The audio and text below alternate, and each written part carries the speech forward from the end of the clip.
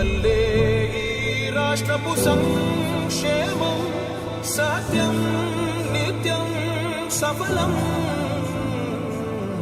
జనగణ మంగళ గాయకుడా, ఘనమగు చరితల నాయకుడా, పలుతరములు మము పరిపాలించర స్వామికుడా. నవయుగ మేధో సైనికుడా, సమయము తెలియని సేవకుడా, యువన వ్యాంధ్రకు ప్రగతిని చూపర సాధకుడా, వైతాళికుడా.